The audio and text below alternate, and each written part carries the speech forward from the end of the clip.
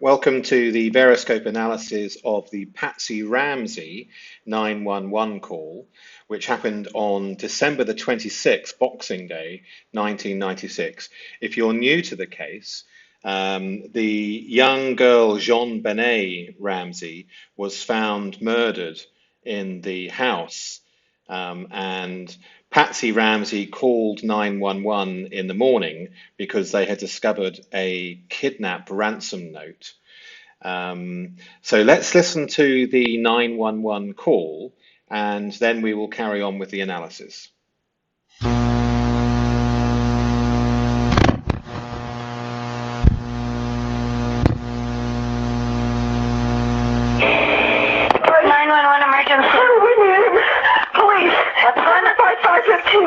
What's going on there, ma'am? We have a kidnapping. Hurry, please. Explain to me what's going on, okay? There's a note left and our daughter's gone. A note was left and your daughter is gone? How old is your daughter? 6 years old. She's gone. 6 years old. How long ago was this? I don't know. I just found the note. And my daughter's gone. Does it say who took her? What? Does it say who took her? I don't know. There's a ransom note here. It's a ransom note? It says FBTC. Victory. Please. Okay, what's your name? Are you Patsy Ramsey? I'm the mother. Oh my God. Please. I'm sending an officer over, okay? Please. Do you know how long she's been gone? No, I don't. Please, we just got out. Is she right here? Oh my God, please. Okay, well, There's somebody. I am, honey. Please. Take a deep breath, Please, okay? hurry. Patsy.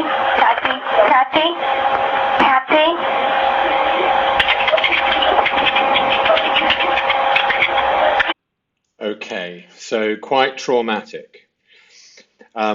We'll run through the analysis and listen to what we heard in detail.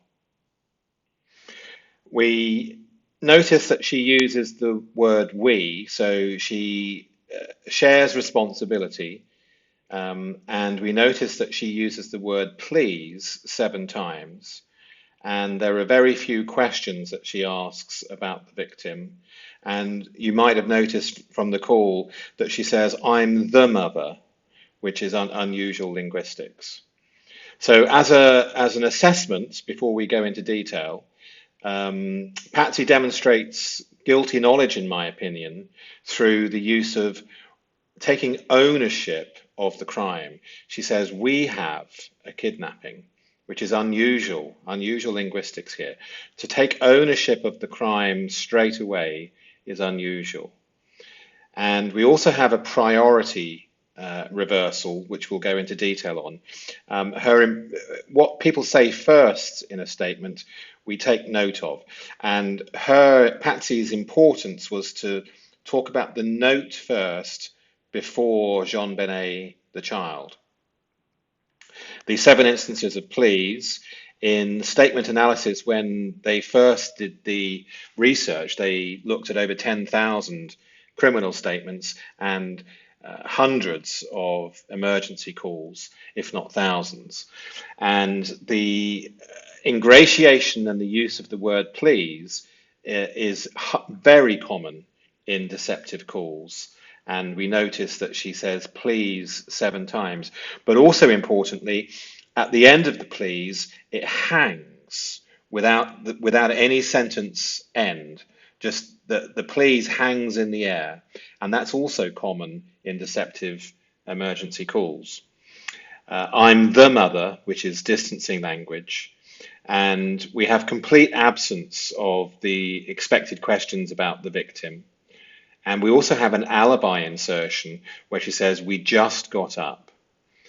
And also we have the use of the word gone, which the 911 operator repeats, and there's acceptance of the child being gone. And the kidnapping ransom note threatened that if they contacted the police, that the child would be beheaded. And there's no mention of that. And in fact, she asks the operator to hurry. No mention of, please, no blues and twos, keep the note, nothing. So the risk and the knowledge of the risk with the ransom note and the way that she speaks to the operator doesn't make any sense. So let's go through the call in a little bit more detail. So we have the operator answers with 911 emergency, and then let's listen very carefully to what she says. 911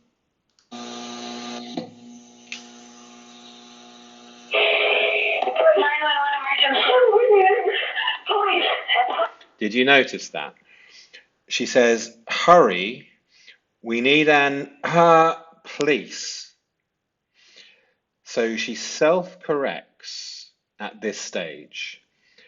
Hurry is what's important to her, and that doesn't tie in with the threat in the ransom note.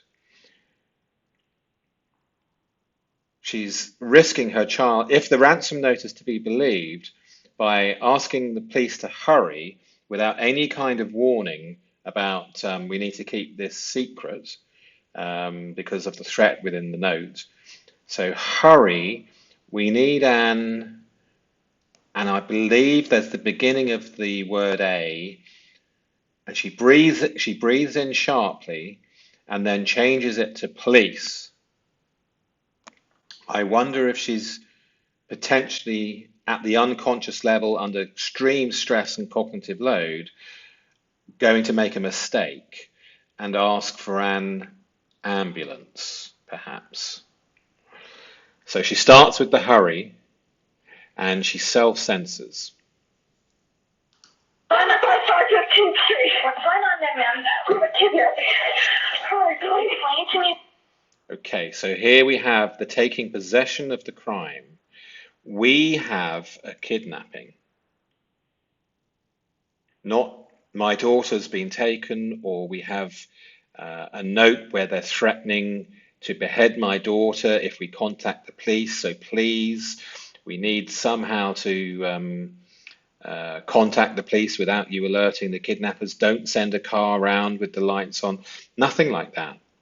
Instead, she takes ownership of the crime. We have a kidnapping. Hurry, please. And the please is left hanging in the air with no end of the sentence. Hey, what's going on, okay? Okay, so here we have, she says there, and isn't happy with what she's about to say. So she finishes the sentence and self-censors. And this is unusual in an authentic 911 call. She's self-censoring for a reason. She didn't like what she was about to say. She's already messed up with this, and I suspect she's under pressure with her husband staring at her. This is all my opinion, of course. But here we have there, stop, self-censor. We have a stop, self-censor. And then what's important for her to introduce into the call is there's a note left and our daughter's gone. So this is very unusual. We have the note being introduced to the 911 call as the priority before her daughter, who she doesn't name. Our daughter. And gone. So she's unprepared to say kidnapped at this stage. We often take some time to build the confidence to deliver a barefaced lie, and the linguistics before the barefaced lie will be passive. So here we have an example of passive language in the kidnapping, and very deceptive pattern with the importance of the note being before the daughter. A note left in our daughter's phone. A note was left in your daughter? Yeah. How old is your daughter? 6 years old. She's gone. 6 years old. How long ago was it? I don't know. I just found the note. Oh my God. So the note is extremely important. I don't know, I just, minimizing language, we notice the pattern, I just got the note. Now this is interesting because I got a present, I got a parcel, I got a delivery. The word got is a word that suggests expected. I got this, I got that, I got the delivery, I got the note. It has expectation attached to it, and we choose the words under extreme stress and cognitive load at the unconscious level. And I believe that this signifies that the note, which is being minimized, not only is it very important for her to introduce into the statement before her daughter, who she still can't name, and we know that when people distance from the name, there is very often guilt attached. And also we have the word gone. And also notice that we have a change of pronoun. It goes from our to my, and my daughter's gone.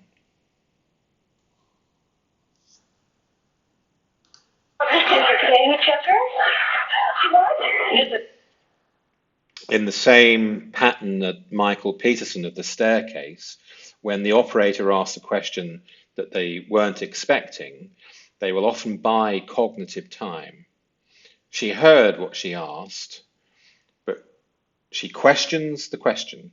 And when somebody questions the question to buy cognitive time, it often indicates deception.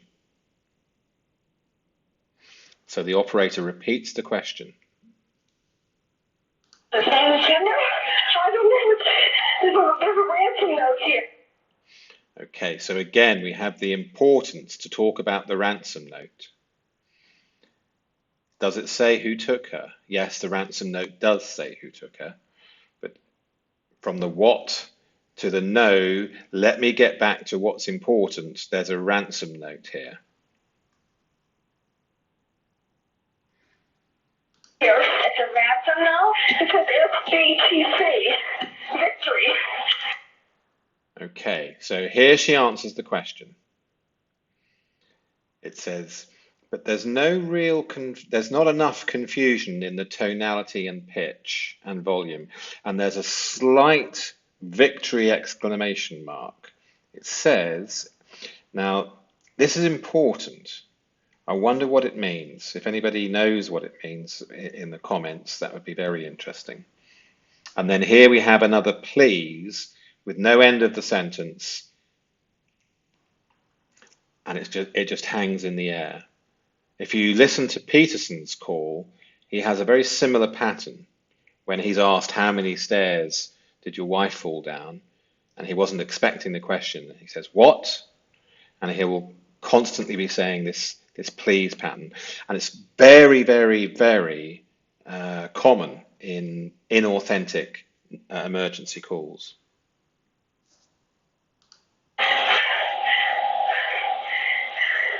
Please. Okay, what's your name? Are you Patsy Ramsey? I'm the mother. Oh my God. Please. Okay, here we have an interesting pattern. Patsy Ramsey, I'm the mother. Oh my God, please. Not I'm her mother, or better still, I'm JonBenét's mother. She becomes I'm the mother. And I believe this indicates knowledge that her daughter has already passed away. And in fact, her daughter was found murdered inside the house where the ransom note was. Okay, I'm setting it up to film, okay?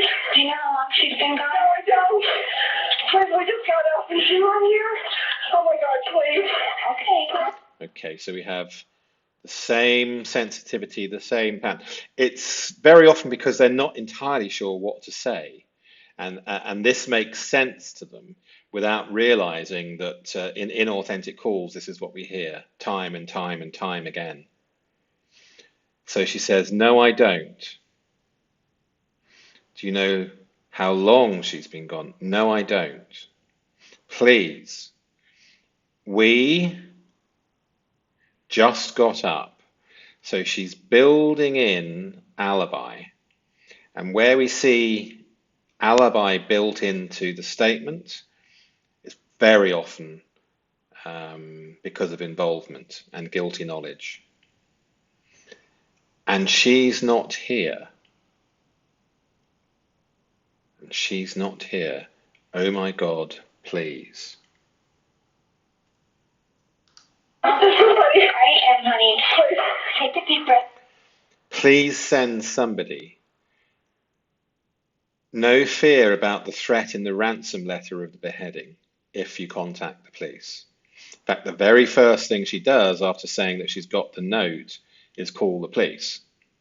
And I suspect, in my opinion, obviously, that she was dictated the note and she wrote it.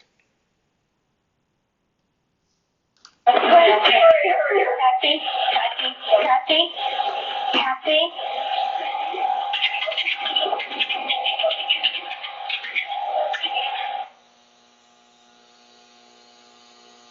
Okay.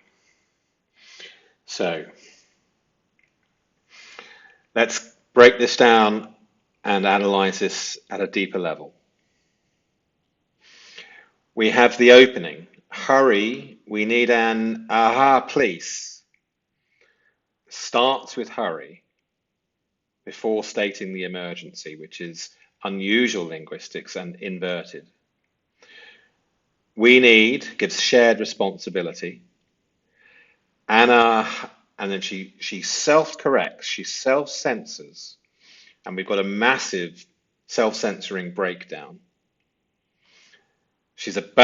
I believe she's about to say ambulance. And police, she says. And I believe she's under huge stress and trauma. I don't believe that she is involved in the actual crime other than covering it up. But the trauma is so immense that she goes to the truthful need, but then self-corrects to the deception, in my opinion. And finally settles on police after the cognitive struggle. So the opening breakdown reveals that she's managing what to say rather than spontaneously reporting an emergency. It's a very unusual pattern.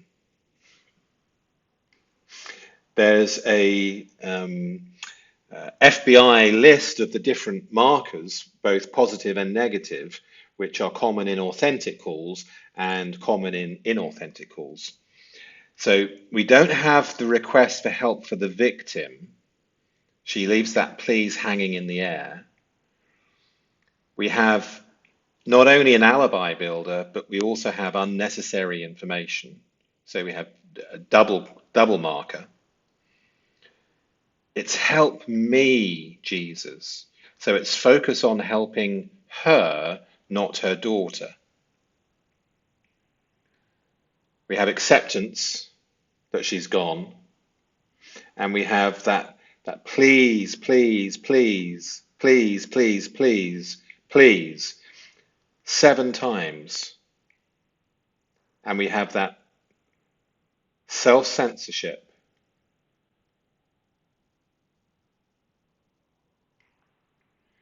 The priority of the reversals. So we expect the child, then perhaps the perpetrator, then perhaps the evidence, and then the location. She does it the other way around. We have a kidnapping, note left, then the victim. It should be child first, child-centric, victim-centric, but it's not. We have a kidnapping. Our daughter becomes my daughter, and eventually the mother. So we have the distancing language, and we don't have JonBenét named and introduced into the statement. Again, common in deception. And help me, not help her. We have missing expected elements with the name not given unless prompted to. Nothing about the threat in the ransom note. So, in my opinion, this shows guilty knowledge, as confirmed. And the linguistic evidence shows foreknowledge and consciousness of guilt, in my opinion. And the caller takes possession of the kidnapping. That's the most concerning for me. We have a kidnapping. She prioritizes evidence and alibi over the victim. The excessive politeness is inconsistent with emergencies.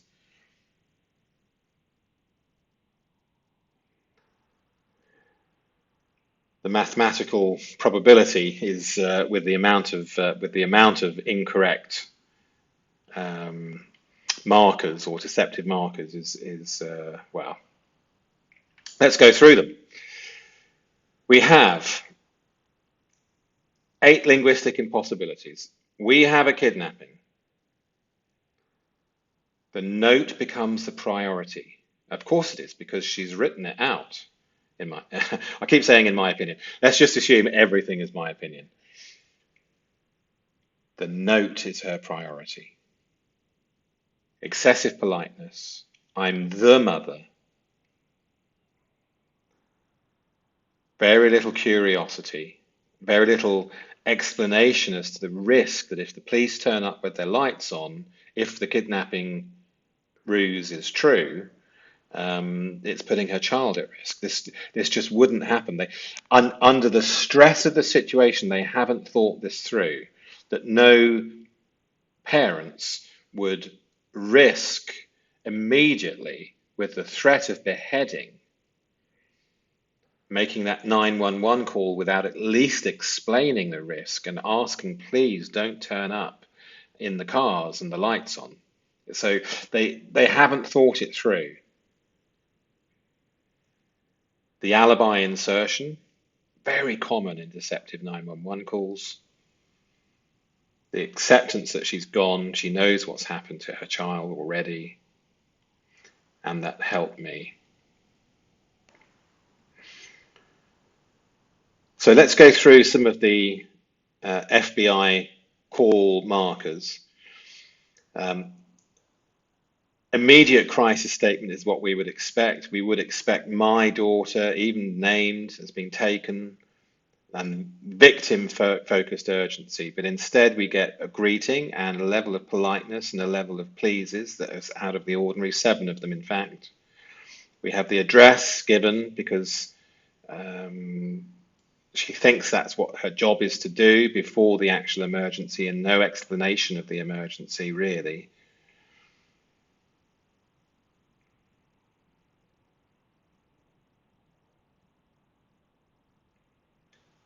Perhaps if you have time, you can pause the video and go through these at length rather than reading it all out to you.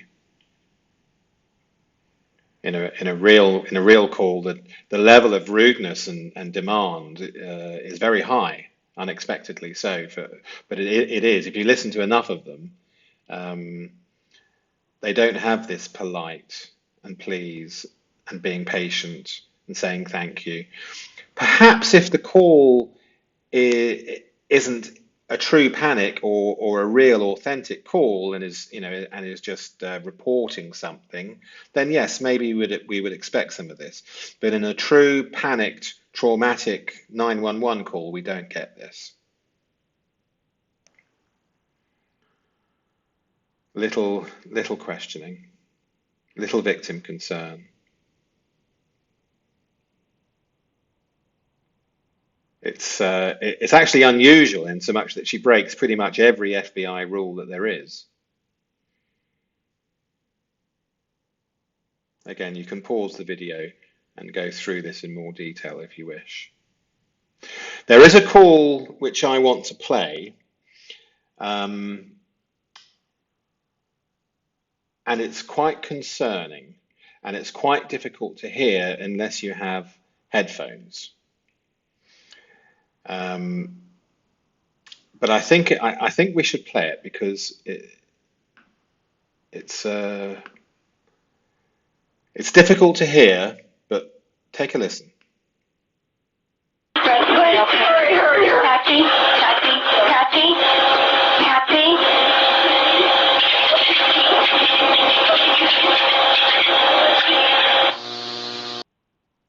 Patsy,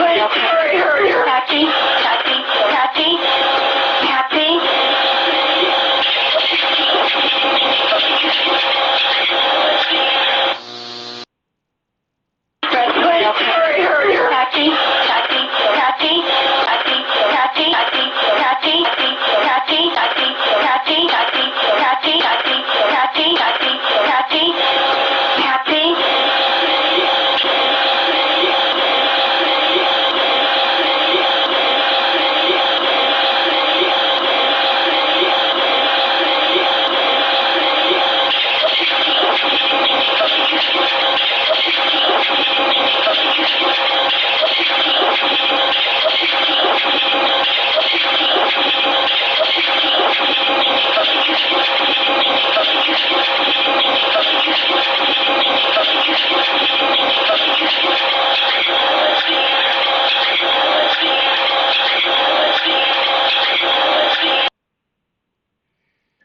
Yeah, so very concerning.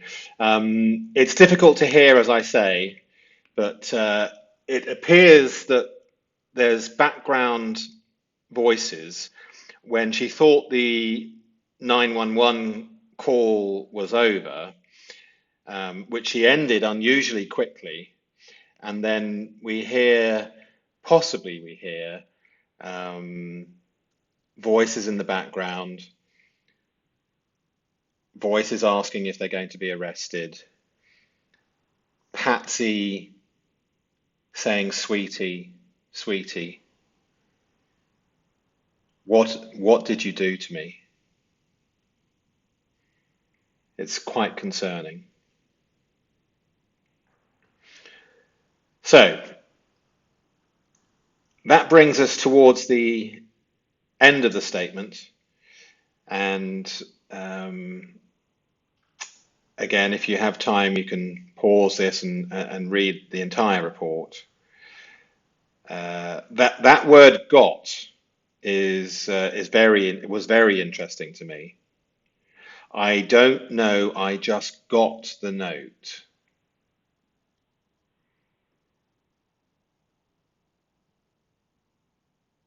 I got your email, I got the package, I got the test results, I got the memo, I got the note equals expected it. This is expectation language. It's a linguistic error at the unconscious level.